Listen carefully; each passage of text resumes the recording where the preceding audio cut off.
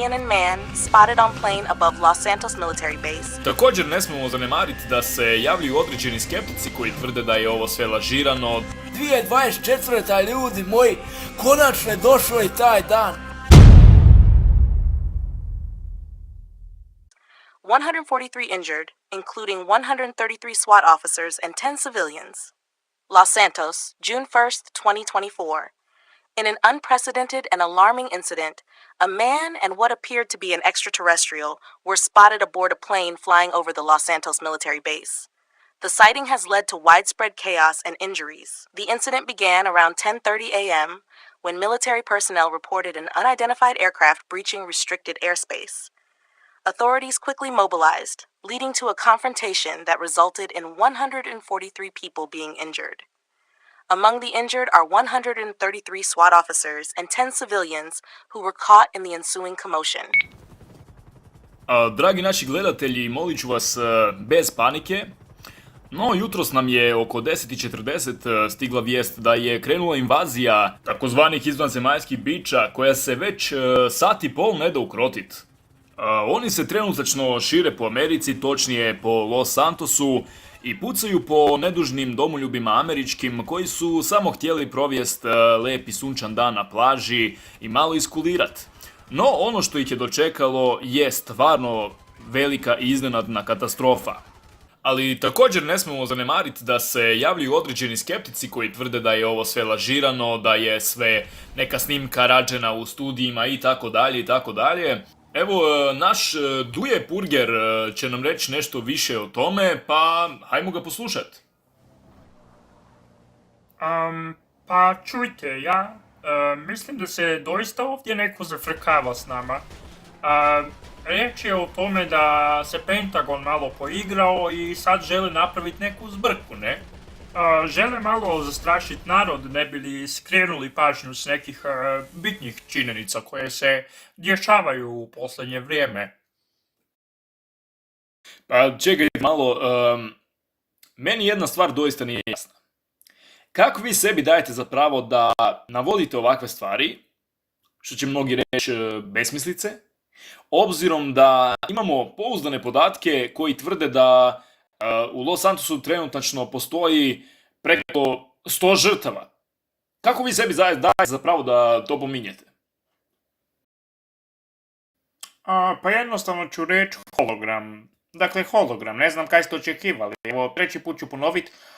Hologram. To je jedina stvar koja može biti uključena.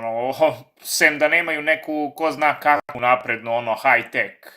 U šta čisto sumnjam, narod pada na najobičnije moguće mađioničarske trikove. Tako da nemojte biti smešni, molim vas.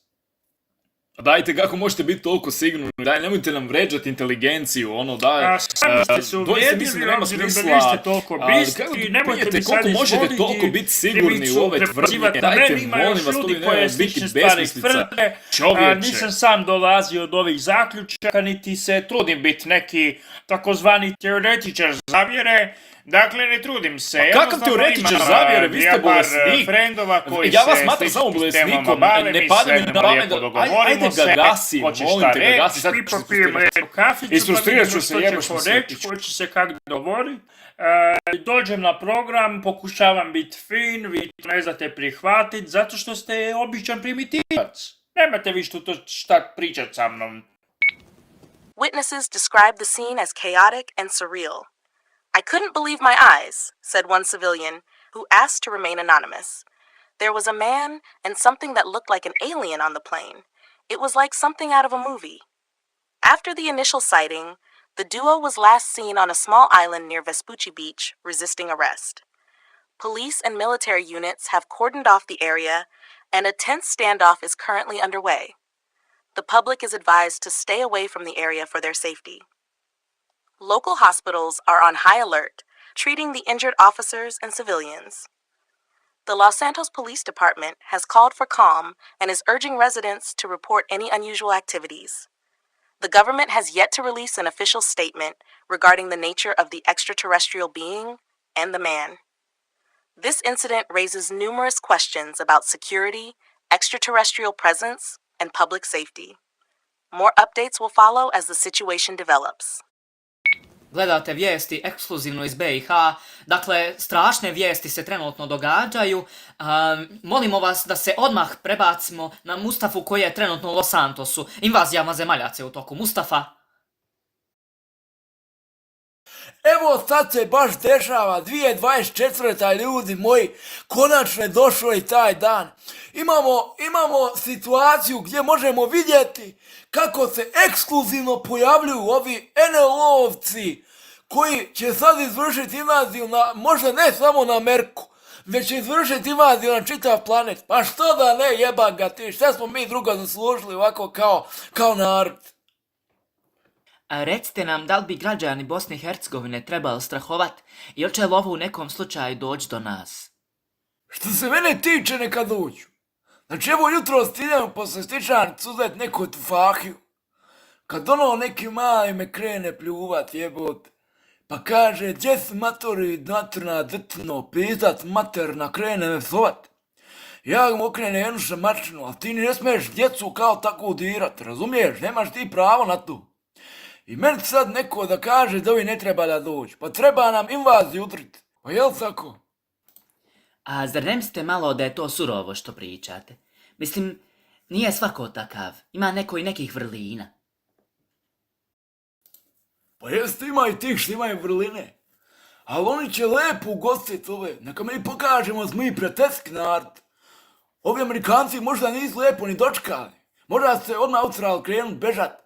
To čim vide da je nešto nepoznato udar na strah, udar na adrenalin, životinja je ovo, životinja osjeti.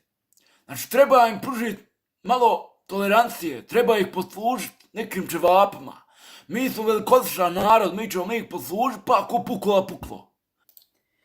Hvala vam na jednom tako izrazito lijepom gostovanju. Nadam se da će se narod sad malo opustiti, pošto ste unijeli neku vedrinu. I hvala vam puno na tome. A mi do idućeg viđenja smirte se, gledajte pozitivno na to, slušajte reći našeg velikog velikana Mustafe Mehmed Agića, a vi ostanete uz naš program jer ćemo još o ovoj invaziji izveštavati.